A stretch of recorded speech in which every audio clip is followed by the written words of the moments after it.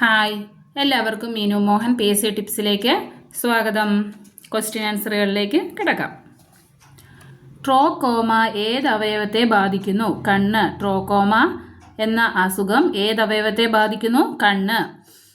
കെരട്ടോപ്ലാസ്റ്റി എന്ന ശസ്ത്രക്രിയ ഏത് അവയവവുമായി ബന്ധപ്പെട്ടിരിക്കുന്നു? കണ്ണ്. കെരട്ടോപ്ലാസ്റ്റി എന്ന ശസ്ത്രക്രിയ കണ്ണുമായി ബന്ധപ്പെട്ടിരിക്കുന്നു. സ്നെല്ലർ ചാർട്ട് ഏത് കഴിവ് എത്രത്തോളം ഉണ്ടെന്ന് കണ്ടെത്താൻ സഹായിക്കുന്നു? സ്നെല്ലർ ചാർട്ട് ഉപയോഗിച്ച് കാഴ്ചശക്തിയാണ് കണക്കാക്കാൻ സാധിക്കുന്നത്. സ്നെല്ലർ ചാർട്ട് ഉപയോഗിക്കുന്നത് കാഴ്ചശക്തി കണക്കാക്കുന്നതിന് വേണ്ടി.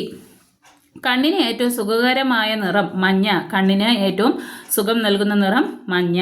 മനുഷ്യ നേത്രത്തിൻ്റെ ഏതു ഭാഗമാണ് സാധാരണയായി നേത്രദാനത്തിന് ഉപയോഗിക്കുന്നത്? കോർണിയ.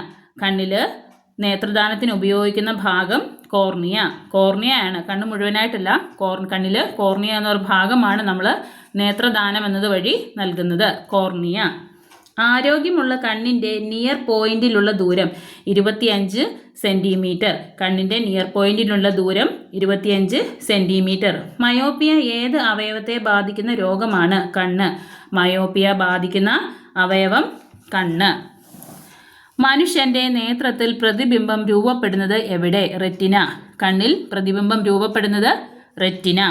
വർണ്ണാന്ധതയുള്ള ആൾ തിരിച്ചറിയാൻ കഴിയാത്ത നിറങ്ങൾ. വർണ്ണാന്ധതയുള്ള ആൾക്കാർക്ക് തിരിച്ചറിയാൻ കഴിയാത്ത നിറങ്ങൾ ചുവപ്പ്, പച്ച. ചുവപ്പ്, പച്ച. മനുഷ്യ നേത്രത്തിൻ്റെ ലെൻസ് ഏതിനം? Biconvex. മനുഷ്യ നേത്രത്തിലെ കണ്ണിലെ ലെൻസ് ബൈ കോൺവെക്സ് ലെൻസ്. കണ്ണിലെ ലെൻസ് ബൈ കോൺവെക്സ് ലെൻസ്. മനുഷ്യ ശരീരത്തിലെ ഏറ്റവും വലിയ ജ്ഞാനേന്ദ്രിയം ത്വക്ക്. മനുഷ്യ ശരീരത്തിലെ ഏറ്റവും വലിയ ജ്ഞാനേന്ദ്രിയം ത്വക്ക്. ശരീരത്തിൻ്റെ താപനില ക്രമീകരിക്കുന്ന അവയവം ചർമ്മം അഥവാ ത്വക്ക്. മനുഷ്യനിലെ താപനില ക്രമീകരിക്കുന്ന അവയവം ചർമ്മം. ത്വക്കിന് നിറം നൽകുന്നത് മെലാനിൻ. ത്വക്കിന് നിറം നൽകുന്നത് മെലാനിൻ. മനുഷ്യ ശരീരത്തിൽ സൺബേൺസിന് കാരണമാകുന്ന കിരണങ്ങൾ. മനുഷ്യൻ്റെ ശരീരത്തിൽ സൺബേൺസിന് കാരണമാകുന്ന കിരണങ്ങൾ അൾട്രാവയലറ്റ് കിരണങ്ങൾ. അൾട്രാവയലറ്റ് കിരണങ്ങൾ വഴി സൺബേൺസിന് കാരണമാകുന്നു.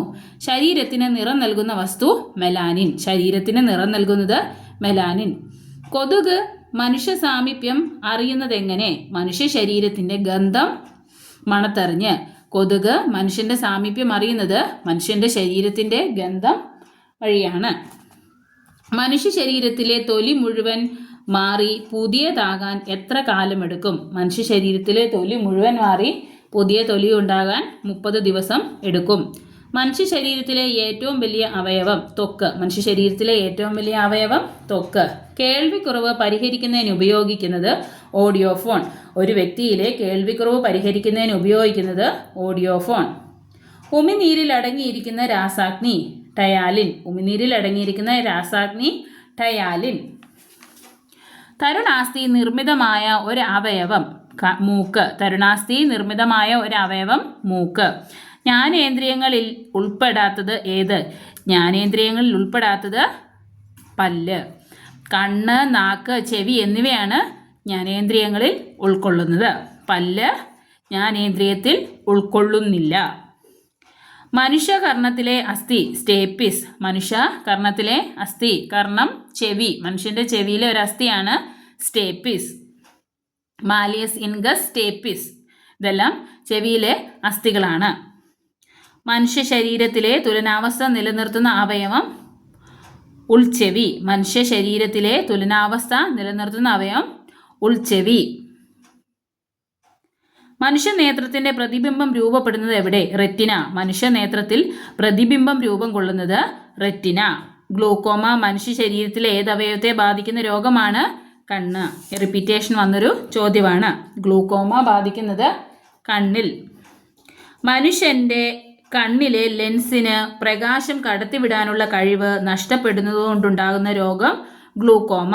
മനുഷ്യൻ്റെ കണ്ണിലെ ലെൻസിന് പ്രകാശം കടത്തിവിടാനുള്ള കഴിവ് നഷ്ടമാകുന്ന രോഗമാണ് ഗ്ലോക്കോമ. കെരട്ടോപ്ലാസ്റ്റി ശരീരത്തിലെ ഏത് അവയവവുമായി ബന്ധപ്പെട്ട ശസ്ത്രക്രിയയാണ്? കണ്ണ്. കെരട്ടോപ്ലാസ്റ്റി കണ്ണിലെ ശസ്ത്രക്രിയയാണ്. മയോപ്പിയ എന്ന രോഗം മനുഷ്യ ശരീരത്തിലെ ഏത് അവയവത്തെ ബാധിക്കുന്നു? കണ്ണ്. മയോപ്പിയ എന്ന രോഗം മനുഷ്യ ശരീരത്തിലെ ഏത് അവയവത്തെ ബാധിക്കുന്നു? കണ്ണ്. ശരീരത്തിലെ ഏത് അവയവത്തെയാണ് എക്സിമ ബാധിക്കുന്നത്? ത്വക്ക്. എക്സിമ എന്ന രോഗം ബാധിക്കുന്നത് ത്വക്കിനെയാണ്. ബാക്ടീരിയ കണ്ടുപിടിച്ചത് ലുവാൻ ഹുക്ക്. ബാക്ടീരിയ കണ്ടുപിടിച്ചത് ലുവാൻ ഹുക്ക്. പാല് തൈരാകാൻ കാരണം ബാക്ടീരിയ. പാല് തൈരാകാൻ കാരണം ബാക്ടീരിയ. പയറുവർഗത്തിൽപ്പെട്ട ചെടികളുടെ മുഴകളിൽ കാണുന്ന ബാക്ടീരിയ റൈസോബിയം. പയറുവർഗത്തിൽപ്പെട്ട ചെടികളുടെ മുഴകളിൽ കാണപ്പെടുന്ന ബാക്ടീരിയ റൈസോബിയം. സൂപ്പർ ബഗ് എന്നറിയപ്പെടുന്നത് ബാക്ടീരിയ. സൂപ്പർ ബഗ് എന്നത് ഒരു ബാക്ടീരിയ ആണ്. വിഘാടകർ ഏത് വിഭാഗത്തിൽപ്പെടുന്ന ജീവികളാണ്? ബാക്ടീരിയ. വിഘാടകർ ബാക്ടീരിയ വിഭാഗത്തിൽപ്പെടുന്ന ജീവികളാണ്. H1N1 എന്നത് വൈറസ് ആണ്. H1 എന്നത് വൈറസ് ആണ്. ജീവനുള്ളവയിൽ മാത്രം വളരുന്ന സൂക്ഷ്മജീവി വൈറസ്. ജീവനുള്ളവയിൽ മാത്രം വളരുന്ന സൂക്ഷ്മജീവി വൈറസ്.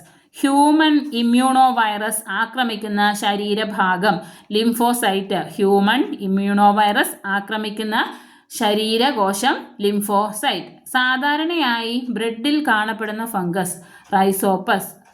ഒരു ബ്രെഡിൽ കാണപ്പെടുന്ന ഫംഗസ് ആണ് റൈസോപ്പസ്.